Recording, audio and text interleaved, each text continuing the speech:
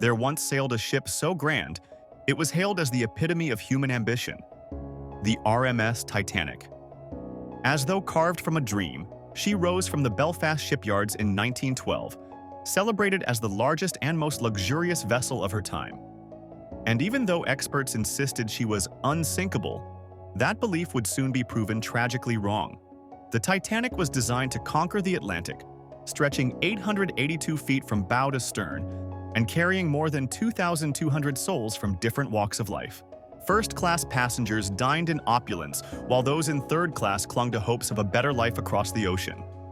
It sailed from Southampton on April 10, 1912, headed for New York, a voyage filled with pride, promise, and illusion. Yet the icy waters of the North Atlantic held no regard for the dreams aboard. Just 4 nights into the voyage, Titanic struck an iceberg. And while the impact at first seemed manageable, it quickly became clear that the ship's fate was sealed. The iceberg had torn open the hull beneath the waterline in such a way that the so-called watertight compartments filled rapidly. If the ship had remained still, perhaps the flooding might have been contained. But it didn't. As the bow sank deeper, the stern lifted into the air until it broke apart. Before anyone could fully grasp the horror, the Titanic vanished into darkness. Even if there had been more lifeboats, chaos and confusion might still have ruled the night, because many lifeboats left only half full, and some passengers, unwilling to believe the ship could go down, chose to stay aboard. As a result, more than 1,500 people perished in the freezing waters. And it was this loss that shook the world, not just for its scale, but for its symbolism. It exposed the fragility beneath mankind's pride, revealing that technology, no matter how grand, was never immune to nature's laws. Now that the wreck lies some 12,500 feet beneath the sea, about 370 miles off the coast of Newfoundland, it rests in silence, preserved in cold and pressure. The ship's remains are split in two, the bow, still hauntingly intact, and the stern, mangled by its descent. Just as the Titanic's story rose from steel and steam, it endures today through the explorations that followed. Supposing the wreck had remained undiscovered, perhaps the world would have forgotten. But that never happened. For decades, scientists, filmmakers, and deep-sea explorers have returned to the site. And whenever they descend, they find something more than wreckage. They find history held in suspension.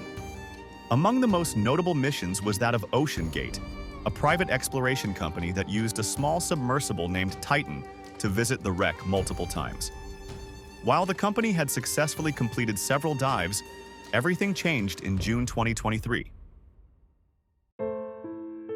If the Titanic had reminded us of overconfidence in technology, the Titan submersible echoed that lesson once more. OceanGate's CEO, Stockton Rush, led the fateful expedition with 4 others. And though many had raised questions about the submersible's design and safety protocols, the mission went ahead. Once communication was lost, the search began. But it would end days later with news that the vessel had imploded under immense pressure. All 5 passengers were killed instantly.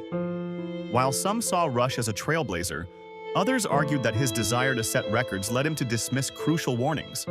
That, in itself, mirrors a pattern we've seen before, where determination overshadows caution. Whereas the original Titanic disaster gave rise to maritime reform, including new safety laws, lifeboat regulations, and continuous iceberg patrols, the OceanGate tragedy reignited conversations about how far we should go in the name of exploration. And just as the Titanic had drawn both the wealthy and the hopeful to sea, so too did its wreck attract those willing to risk everything for a glimpse into history. Since the early expeditions, the site has been documented, mapped, and even turned into a virtual museum. While some argue that visiting the wreck site honors its story, others question whether repeated dives are respectful or necessary. James Cameron's 1997 film brought Titanic's tale to millions, blending fact with dramatized storytelling. But since the Titan incident, newer documentaries have surfaced, not only revisiting the original sinking, but examining the dangers of modern deep-sea tourism. And if we reflect on both tragedies, separated by over a century yet linked by the same sea, we see that the ocean remains as mysterious as ever.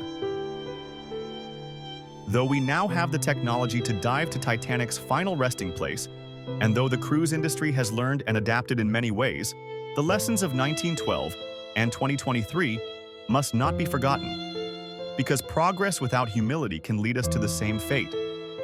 Wherever the sea allows us to travel, it also reminds us of our limits. So the story continues, not just of a ship, but of the people who chased it, the lives it carried, and the echoes it left behind. Titanic was once a triumph of human achievement. Now it is a monument beneath the waves, and provided that we remember, perhaps its loss won't be in vain.